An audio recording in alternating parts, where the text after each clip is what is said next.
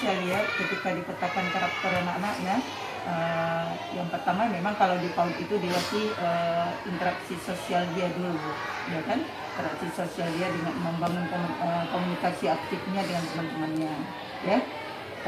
Di sini saya masukkan kalau misalnya membangun interaksi sosial itu lewat kegiatan yang dirancang di dalam kelas yang memang melibatkan aktif mereka. Salah satunya memang pembelajaran berdiferensiasi dan adanya konten, proses dan produk itu saya nggak ambil nilai sekaligus, tapi pembenahan karakter itu, kemandirian saya benah itu ketika proses kegiatan pembelajaran. Mereka menentukan sendiri, mereka memilih kegiatannya sendiri.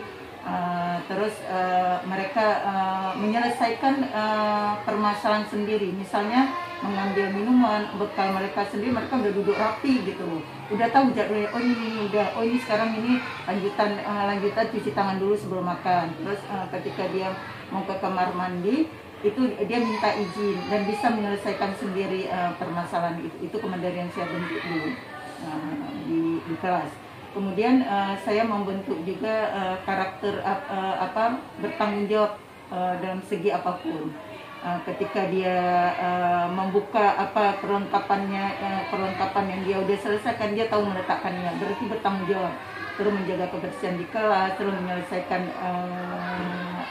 tugas-tugas yang diberikan.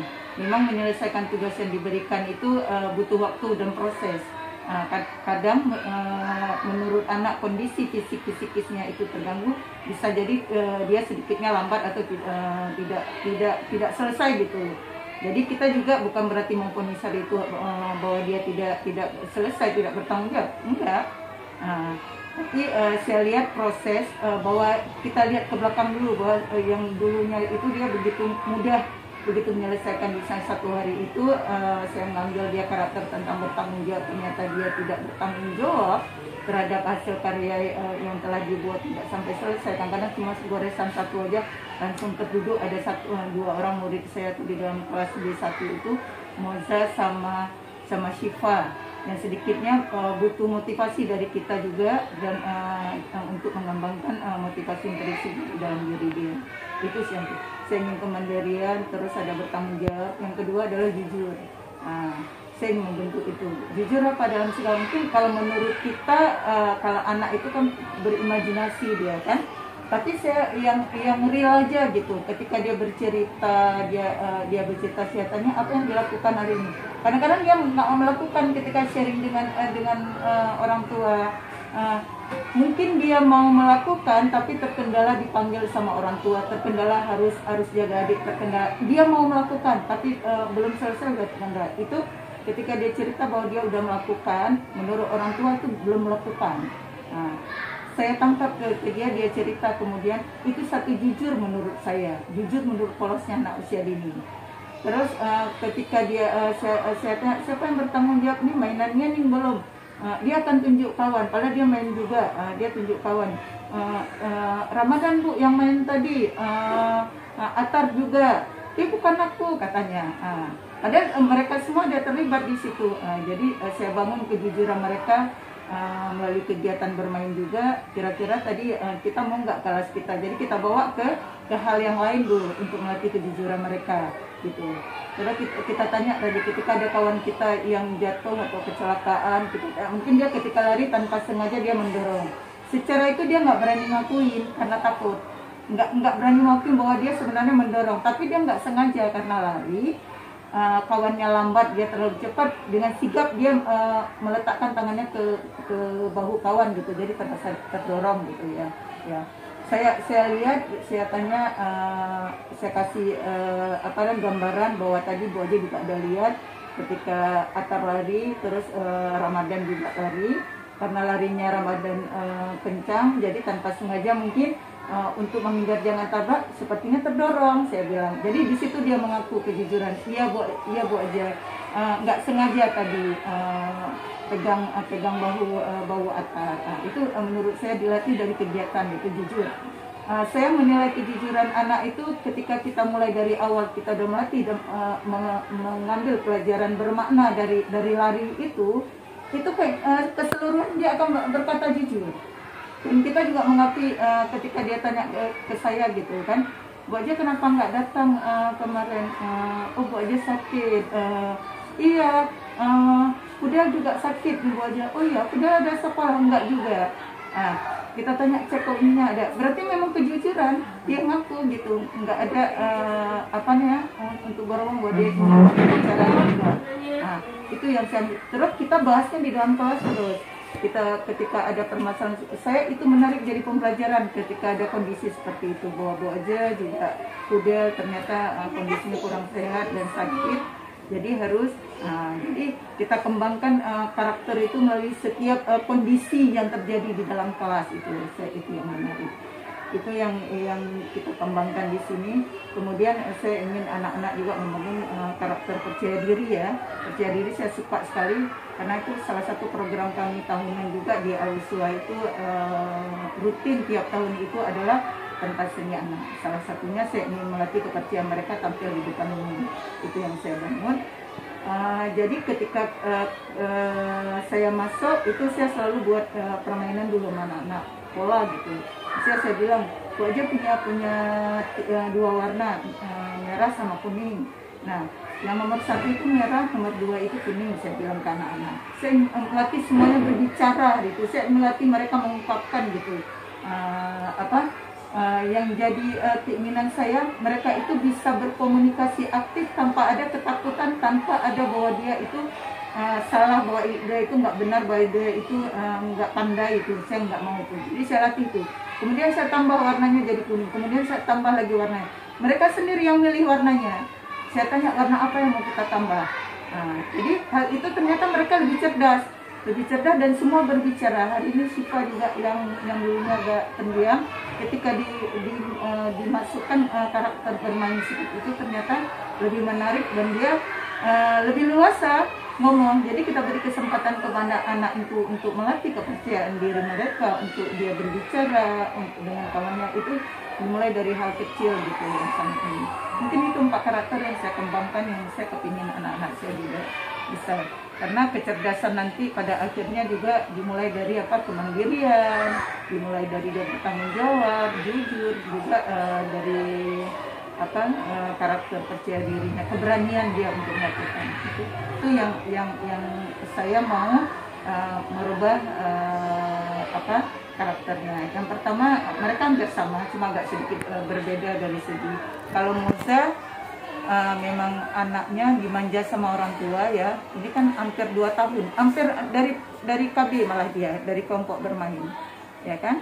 Di Al-Uswa, terus masuk ke sini 3 tahun lah di Al-Uswa, 2 tahun di TK, 1 tahun dia di KB. Nah, saya lihat Moza ketika sebelum saya masuk ke kelas itu, yang pertama kehadirannya agak sedikit malas.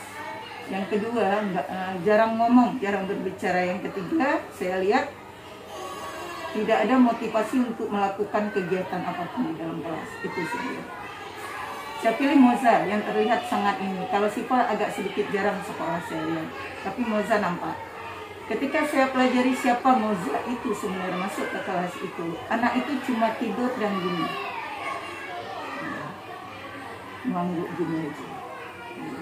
Dia akan mengangguk gini. Jadi guru-gurunya melihat bahwa dia itu ya malas gitu. Jadi saya mulai mengkaji setiap anak itu, anak usia dini itu memang harus bergerak, dan kalau dia duduk manis dengan tenang kita harus pertanyakan kenapa hal itu bisa terjadi. Saya nggak terlalu suka lihat anak yang sedikitnya penurut boleh sih, cuma ada batas-batasnya yang harus dilakukan. Jadi saya lihat Moza, ketika saya masuk juga saya mulai mempelajari siapa dia. Kemudian saya tanya ke orang tuanya, jumpa sama bundanya langsung, sama adiknya, saya tanya, kemana sih Moza ini? Yang pertama dia nggak minum susu, mungkin dari segi gizi itu yang terlihat kan, sehingga anak tidak ada gerak aktif gitu, terbantu karena makanan juga dia agak sedikit bermasalah katanya. Saya tanya kebiasaan dia apapun Bu Aja tuh golek-golek di depan TV, terus nonton, terus main HP, lihat TV, udah tuh ya udah gitu. Jadi nampak dia memang nggak begitu gerakannya tidak seperti anak usia yang lain gitu masanya itu saya lihat. Saya mulai pelajari dia, kemudian sharing lagi sama bundanya. Ketika saya sharing, saya tahu apa yang menjadi warna kesukaan dia, makanan favorit dia, baju yang paling dia sukai. Saya pelajari yang secara pribadinya. Saya tertarik ketika pembelajaran berdiferensiasi itu ada pendekatan individual yang dibangun ya. Selain yang lain, kita melakukan pendekatan individual, bimbingan secara individual. Jadi saya lakukan pendekatan itu. Kemudian saya ngajak ngomong banyakan waktu di samping dia. Yang lain kita udah tahu kemampuannya, kita kasih motivasi aja, terus langkah-langkah selanjutnya apa yang dilakukan. Kalau saya di kelas itu ada anak yang jadi asisten saya gitu, yang bisa diandalkan buat teman-teman di kelompok kecilnya. Jadi saya taruh ini, jadi yang Moza itu tetap berada di samping saya. Bukan berarti yang lain itu dicuek, enggak. Yang lain juga disentuh gitu secara fisik, tetap di ini. Cuma Moza lebih intens saya dekatin gitu. Nah, ketika saya ajak itu komunikasi, kemudian baru dia merasa bahwa nyaman gitu. Sampai bundanya sharing, makasih Bu aja ya, udah Moza kayaknya udah sangat aktif di rumah gitu. Jadi ada hal-hal lain, bisa dia minta buku gitu. Apa yang dilakukan bunda di rumah, dia minta buku, terus dia minta mainan ini loh Bu aja. Terus dia lipat baju loh, lipat celananya sendiri loh, taruh di box itu. Jadi itu hal ya berubah gitu. Saya ingin dia berubah aja untuk bergerak dia, bukan harus seperti teman-teman yang tidak. Saya ingin dia bergerak aja itu udah syukur kali buat saya. Dia mandiri aja yang saya latih dulu. Udah. Kalau buka apa-apa tadi kasih Bu aja. Padahal ini udah terbuka memang. Tapi saya lihat dia sisi ada kepingin nyamanannya di samping kita gitu. Padahal udah dibuka. Kalau kadang udah dibuka sama Bu Fitri duluan, guru yang ada di kelas. Siapa dua sama Bu Fitri. Tapi dia tetap bukanya, Bu aja buka lagi. Berarti ada gaya, bukan berarti dia ini saya tidak menyela dia karena butuh nyamannya dengan saya gitu. Nah, kemudian dilatih dia sesudah dia kemandirian atau apa. Coba dulu Kak Moza buka, mungkin Kak Moza bisa melakukan sendiri. Tekan yang kuat terus putar. Ketika dia lakukan, ternyata dia bisa, saya beli apel. Itu kan berarti Kak Moza udah mampu dan kuat tangannya untuk melakukan untuk buka sendiri. Kemudian dimulai dari hal-hal kecil, bisa buka ini. Saya minta dia tutup kembali. Saya tetap di samping dia ketika saya ajarin. Saya nggak meranjak dulu, kan biar nyaman dulu dia kondisinya. Nah, kemudian ketika kemandirian itu udah mulai berjalan baik gitu ya. Yang saya takutkan memang gini memang dia harus instan dan kontinu dilakukan. Pada saat saya nggak bisa hadir ke sekolah 2 hari karena kondisi memang fisik kurang sehat, itu langsung berubah gitu. Karena memang ketika saya pelajari yang itu, ketika kita melakukan perbaikan, misalnya kita kepingin anak itu berselang aja, berpindah aja tangan ini bisa berubah dia kembali ke awal. Saya lihat Moza kemudian saya ini, tapi tidak begitu lama seperti di awal. Tapi ini lebih mungkin ketika di awal aja, ketika 1 jam aja dia merasa itu, kemudian dia selanjutnya kegiatan selanjutnya udah mulai. Karena kemudian saya kembangkan dengan dia, boleh memilih kegiatan hari ini kira-kira seperti tadi saya masuk ketika bermain pola, kemudian dilanjutkan dengan anak-anak milih. Yang menarik bagi saya, tidak ada anak-anak itu yang tadi juga kawan-kawannya itu langsung terduduk manis loh. Nggak ada instruksi bahwa ini enggak gitu. Terpola, karena memang udah terbentuk karakter gitu bahwa dia memang harus begini gitu. Kita nggak memaksa harus duduk rapi, dia pun enggak gitu. Mereka akan diam sendiri ketika saya udah duduk, kemudian oke, sekarang kita bermain pola. Udah bermain pola, saya minta anak-anak menyebutkan warna apa yang kepingin. Warna nomor 4 itu kepingnya ada biru, ada wow banyak warna, jadi gimana ininya ke mereka biar mereka meneliti kemandirian. Dan Moza itu saya lihat dia langsung berbicara dan langsung bisa tahu urutan pola itu dia tahu. Itu yang menarik. Ketika nyaman kemandirian itu ada, ternyata kecerdasan itu seiring berjalan akan terbentuk juga.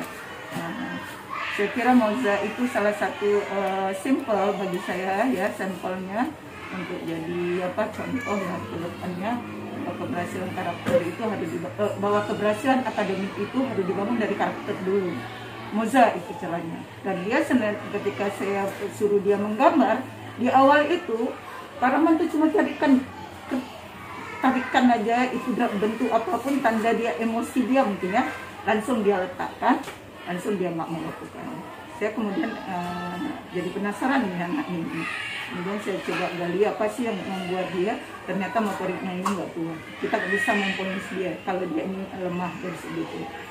Kemudian saya ajarin, saya minta dia apa yang mau dia lakukan. Nggak ada gambaran apa-apa. Ada yang nggak terpikir, nggak ada jawabannya. Jadi saya menggali. Saya minta, saya ambil buku cerita di sini ada sejumlah anak hari Selasa, Senin kemarin. Saya ambil buku cerita, hari ini saya ingin melihat sejauh mana sih mereka paham tentang sebuah gambar. Saya ambil buku cerita, saya hitung. Oke, sekarang kita hitung dulu semuanya anak-anaknya. Ya, karena proyek saya itu ke Moza dulu, karena dia nggak mau melakukan apapun. Ya. Ketika tanya kita mau main apa sih, kegiatan apa sih hari ini, dia yang pertama langsung dia duduk di bawah saya gitu. Saya tahu ini enggak menarik bagi dia. Saya enggak bilang bahwa dia ini enggak, jadi itu tantangan buat saya. Sambil buku cerita ada hitung berapa, ada 24, ada 20 hari ini Bu aja. Oke, kita ada 20 di dalam kelas ini. Tunggu sebentar. Dan Bu Aja minta semuanya bertanggung jawab dan jaga diri, tidak keluar main-main keluar, bertanggung jawab dan jujur juga. Bu Aja mau ambil buku cerita, oke, di Pak Nan, tapi nggak ada yang keluar. Itu yang menariknya. Dan Moza yang pertama ngikut saya itu, kemudian dia karena buat saya katakan itu, dia nggak keluar. Ketika saya mau melangkah ke pintu, Moza ikut. Kata Sofia, Moza sini, Bu Aja ambil buku cerita, kita duduk di sini aja, tadi Bu Aja bilang gitu. Jadi hal yang menarik, saya itu luar biasa.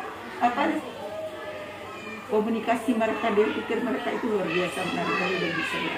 Jadi saya ambil buku cerita, saya tumpuk di depan gitu. Anak-anak berebut. Langsung Atar bilang, jangan gitu, nanti nggak bagus, nanti jadi robek lah.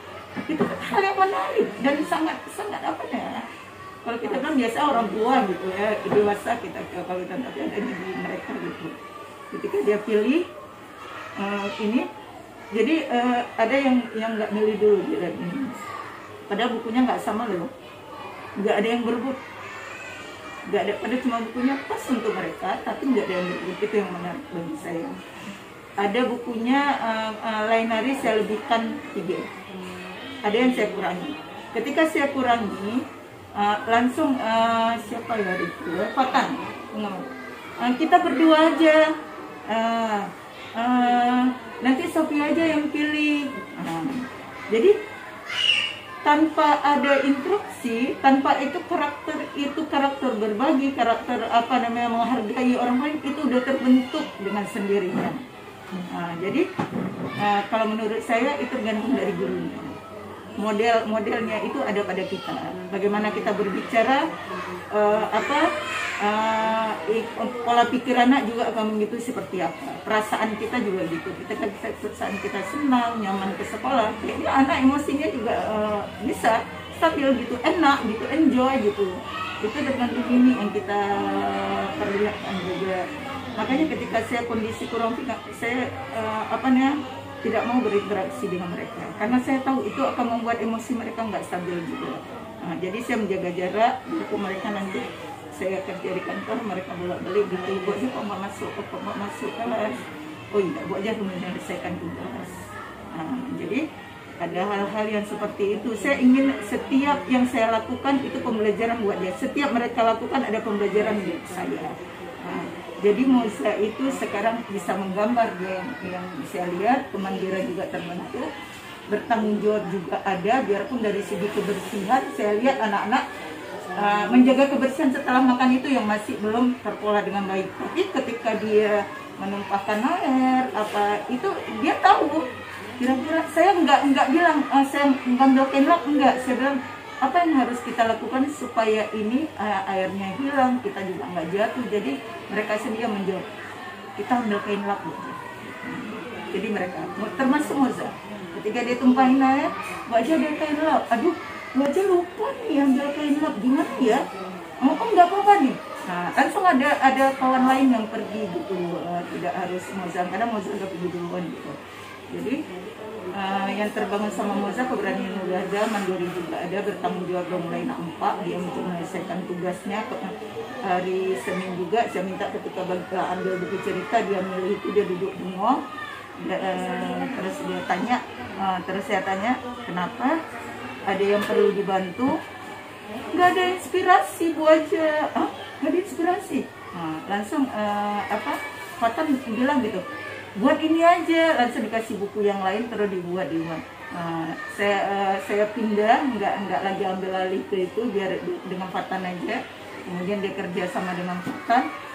Kalau buat ini segitiga gimana Bu Aja? Oh segitiga boleh, gini buatnya. Saya ngambil satu balok yang bentuk segitiga, jadi dia bisa gunakan segitiga itu dari benda lain. Saya nggak langsung kasih contoh begini, tapi kita bisa gunakan ini loh segitiga. Dia sendiri yang pasin di itu. Mungkin itu Pak Rahman yang terlihat dari anak didik saya, salah satunya Moza. Ya. Apakah Ibu sudah pernah menyusun draft visi misi Ibu?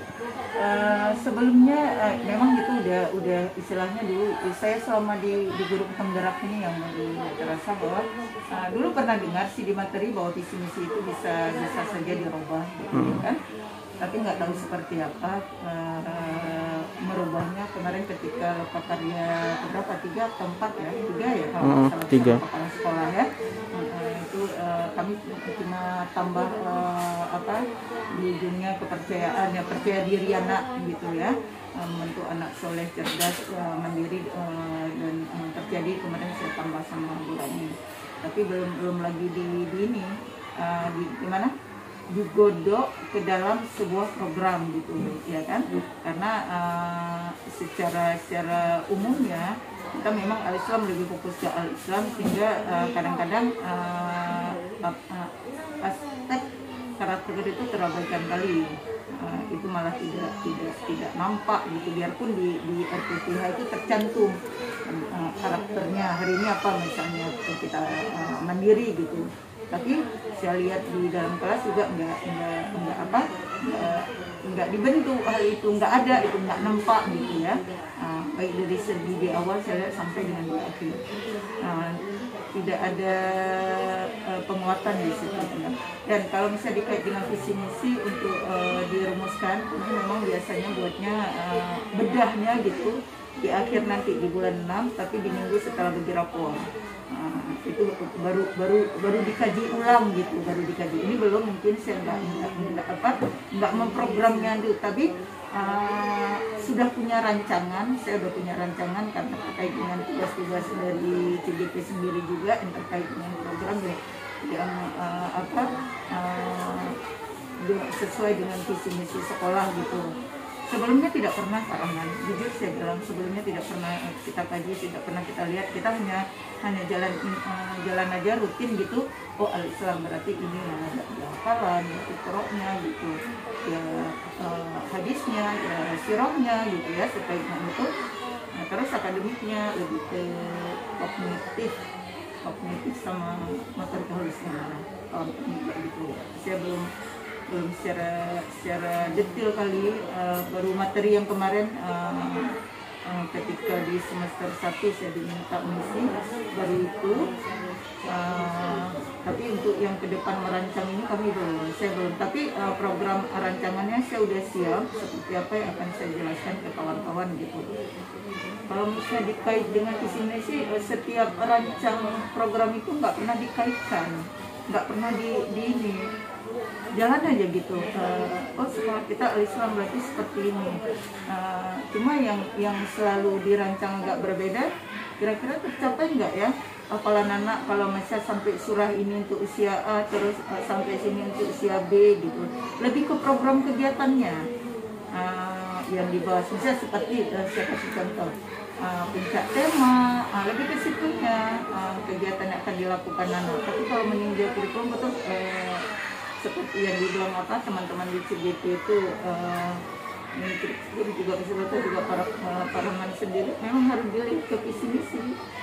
Nah, sampai saya pernah itu ketika dengan Bu Ani ya kalau nggak salah di Tipkon, itu beliau punya sekolah binaan, terus beliau lihat visi misi sekolah tersebut, beliau bilang ke kepala sekolah dan guru di situ, ini kayaknya harus dirubah visi misi ini, terlalu tinggi katanya untuk sekolah 3 kita. Saya jadi tanda tanya, kemudian saya tanya ke Bu Ani, visi itu kan cita-cita, mungkin belum tercapai. Kalau misalnya kita biar aja visi misi seperti itu, suatu saat saya bilang itu kan tujuan kita akhirnya. Kita kepingin itu, kenapa harus dirubah kalau memang belum tercapai? Nah, kata Bu Ani, kita sapainya ini sebenarnya yang mudah aja dulu. Misalnya jangkanya itu 4 tahun atau 5 tahun gitu perubahannya. Jangan terlalu mulu gitu. Misalnya contohnya gini di Bu Ani, kalau kita di pedalaman nggak ada sinyal, kenapa kita harus pakai IP di situ? Kan memaksa diri. Baru saya dari ini ke situ, iya juga ya. Jadi baru ya yang kemarin Oka Karya 3 baru jadi program, tapi insya Allah lah ke depan nanti ketika rapat struktur yayasan biasa kami godok dulu kegiatan apa, terus nanti di rakernya baru sekalian dengan evaluasi program yang ke belakang dengan koordinatornya terus sekalian apa yang tercapai tidak tercapai. Kemudian baru dirancang kembali. Nggak pernah dikaji, nggak pernah ketika merancang, nggak pernah melihat visi misi, ya, nggak pernah fokus pada visi misi karena jalan aja gitu. Karena lihat setiap tahun selalu melihat bahwa anak saya berhasil gitu, dan masuk sekolah favorit gitu ya. Itulah yang menjadi karena nyaman aja gitu ya kan. Tapi ada kendala memang Paraman ya, ketika kita menjalankan program ini. Yang pertama mungkin kalau saya dalam kelas saya koneksi dengan orang tua itu udah nyambung banget gitu ya. Orang tua malah mengapresiasi gitu ketika sia-sia ketika bertemu kasih kesempatan ada anak yang memang harus saya temukan dengan orang tua gitu yang memang terkendala ketika dia bermasalah di dalam kelas. Jadi saya ada 2 anak, jadi orang tua langsung saya jumpa ketika penjemputan atau ketika mau diantar, saya minta waktu, maaf ya Bunda, boleh minta waktunya sejenak, saya perlu gitu ya kan. Tapi kalau misalnya dibilang dulu saya bilang nggak masalah, tapi saya tunggu nanti. Saya bilang saya mau jumpa nanti Bunda ketika dijemput. Oh nggak bisa karena dijemput sama ini Cici atau segala macam ya. Tapi saya nggak berputus asa. Kemudian dibangun dia telepon gitu atau melalui WA ya. Itu mungkin yang dengan menyatukan pikiran dengan teman-teman gitu Pak Raman, jadi generasi saya karena tidak semua bisa sama persepsinya dalam memahami sebuah kurikulum atau dalam memahami sebuah visi misi. Saya contohnya gini, ketika visi saya anak soleh, ya membentuk anak soleh itu orang tua udah dalam badan semua teman-teman mungkin udah dengan badan berarti dia pintar sholat, pintar ngaji, anaknya santun, karakter udah masuk situlah. Soleh itu udah umum kali dia kalau di waktunya sholat dia pergi salat, kalau waktu disuruh dia mau itu soleh gitu ya kan, dalam arti itu seperti itu. Tapi ketika misalnya kita untuk menyamakan persepsi itu nggak akan sama, karena kalau menurut kawan-kawan itu ngaji sama sholat aja, tapi tidak ada pembentukan kebaikan lain kebiasaan lain. Ketika saya bilang bahwa soleh itu dia mau kita mengambil, menghargai kawan itu masuk dalam soleh, membantu teman itu soleh, terus dia santun, dia menghargai kita berbicara itu soleh. Saya bilang itu aja jadi persepsi yang berbeda gitu. Dan cerdas dalam arti cerdas. Anak kalau secara umum kita lihat pemahaman kawan-kawan yang sama.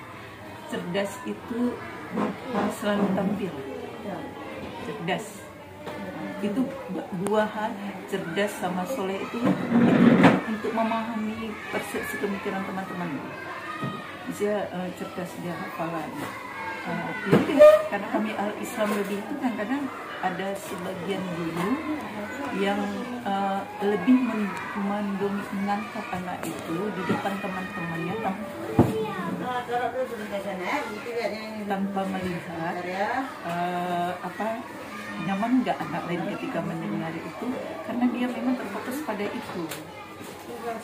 Sedangkan guru yang sebagian guru yang lain tubuh aja nggak tahu, angka aja nggak bisa, saja males. Nggak sama persepsi kita dalam memahami cerdasnya. Kalau saya ketika saya sharing lagi, berarti ada sebagian guru yang saya tahu ini mereka lebih ke akademiknya. Ada yang guru ini dia lebih melihat bahwa anak itu secara holistik, cerdas itu dia universal, dia tidak harus bahwa dia hafalan, tidak harus dia pintar menulis membaca. Karena ada kejadian yang 7 tahun yang lalu di Australia, saya sangat sedih sekali ketika anak itu dipacu dan diles di usia 3 tahun, dan kemudian hasilnya dia nggak lewat tes kematangan, itu terpukul oleh orang tuanya. Karena udah les di usia 3 tahun, aku pikir kayaknya anak-anak betul tuh.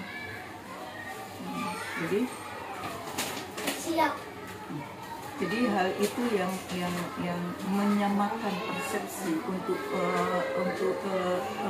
menyatukan visi kita, itu yang agak sedikit saya punya kendala. Yang ketiga adalah ketika ngomongin tentang karakter, ada sebagian guru ketika saya share, ini saya contohnya kemandirian, ketika di share itu nggak semua sama. Ada anak sisi melihat bahwa mandiri itu anak-anak kalau udah mandel, udah bandel, malas dan tidak mau melakukan, tapi kalau dia mampu menyelesaikan tugas sendiri, itu kategorinya itu bandel juga.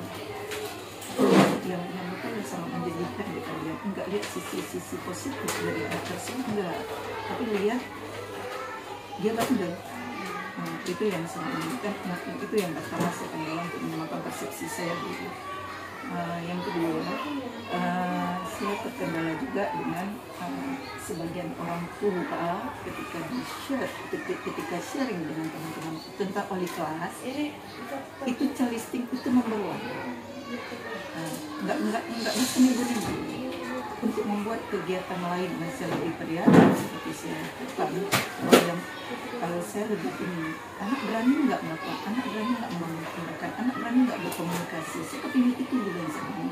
Anak berani nggak melakukan apa aja yang dia senangi, kemudian dia berdampak pada kemauan dia untuk menyelesaikan tugas. Itu nggak akan sama. Ketika orang tua dan menuntut calistung, itulah hal yang nomor 1, dan itu saya ajarkan calistung. Calistung itu bagian dari SPPTA, standar tingkat pencapaian. Itu ada di situ, mengenal huruf, mengenal angka, mengurutkan, berpola, berbicara, bercerita, itu calistung. Saya bilang matematika di situ ada, untuk usia A segini dia yang harus dia bisa, B segini. Sekarang kita kaji, udah oke, udah buat. Saya refleksi yang kelas A dulu. Kita tengok berapa orang dari 25 yang terlalu banyak anaknya, itu hanya 5. Itu setahun loh, nggak ada hasil. Selebihnya keras, selebihnya buat, selebihnya orang tua justru ketika mengantar anaknya itu dititip belajar yang bagus. Untuk menyamakan itu juga masuk ini ya, jadi tantangan nggak sama pola kita. Lihat juga guru kita pendidikannya, ya kan, pendidikan sangat berpengaruh kualifikasi itu untuk dia pengalaman juga pengetahuannya. Jadi kita butuh mengkaji. Saya lihat 3 hal itu menjadi tugas untuk saya ke depan gitu ya. Pendekatan secara pribadi perlu dibangun juga, terus praktek nyata, hasil yang tampak dari kita biarkan kawan lihat. Karena ketika saya melakukan praktek nyata itu, saya bawa hasil anak-anak. Saya nggak lihat anak-anak yang udah cerdas, tapi anak-anak yang bermasalah yang saya ambil bawa ke teman-teman. Saya bilang, nih lihat, ini masih terbaik, padahal udah 4 tahun sama kita dari tahun 2 tahun 20. Seperti ini, baru hurufnya setengah, 8 huruf dan 8 angka yang baru dia. Bayangkan aja 4 tahun. Saya bilang, saya kan sampai, ya Allah, seandainya gini ya, terpikir seandainya dia bersama kita gitu kan, rasanya aduh gitu ya, rasa bangga kita bisa dia belajar gitu ya kan, mengenal mungkin depan dibaca kali dia sampai kayak gitu saya bilang. Jadi hal ini Pak Rahman menyamakan persepsi itu menjadi tantangan buat saya. Mungkin saya perlu pendekatan secara pribadi, personal, itu perlu saya bangun juga. Cuma memang keinginan yang sangat besar, saya didukung juga oleh Yayasan Kepala Sekolah. Mungkin itu yang menjadi motivasi buat saya ya. Terus ada sebagian kawan-kawan juga masih menganggap saya adalah itu pemateri ya, biarpun di luar jasa pemateri, di dalam saya biasa aja gitu. Jadi kadang-kadang saya bangun pendekatan secara itu ketika waktu makan gitu ya kan, bisa karena di kelas berapa anak yang udah bisa, karena saya lihat dulu dirinya nih, oh ini. Jadi saya bangun komunikasi dengan ibu itu jangan sampai dia tersinggung juga, ya kan. Terus yang kendala yang selanjutnya adalah mungkin dari segi pembiayaan ya, Pak Rahman. Saya tahu kita banyak dana BUP di tahun itu siapa kita rancang juga kegiatan. Saya kalau pola pikir saya itu jangan menghamburkan uang, itu pola pikir saya. Tapi mendesain kegiatan yang meminimalisir polusi dengan memanfaatkan yang ada gitu. Itu yang ini. Cuma kan nggak semua sama cara berpikirnya. Bu aja nggak ada ini, kita harus beli ini, kita harus beli itu, kita harus beli ini, nanti lagi biaya untuk ini. Iya betul, biaya itu adalah memang sangat berpengaruh terhadap apa yang akan kita lakukan kegiatan itu. Kira-kira untuk kegiatan pembelajaran anak-anak ada nggak yang bisa membantu menggali potensi mereka, mengembangkan aspek mereka itu lewat kegiatan yang sangat sederhana gitu. Misalnya kita belajar tentang daun, bentuk-bentuk. Saya ngambil daun, bawa aja anak-anak ke sebelah sana tuh, ke sebelah SD Wikro tuh punya banyak lahan yang masih kosong, itu sering mana. Oke, kasihkan tongkat satu orang satu. Sekarang kita akan memilih bentuk-bentuk daun. Saya jelaskan juga mana yang gatal nanti kan. Jadi di situ dia Pak Rahman, saya kira yang kendala yang masih saya hadapi selain dari menyamakan persepsi teman-teman dengan pemahaman kualitas berpikir yang berbeda dan kualifikasi yang berbeda juga.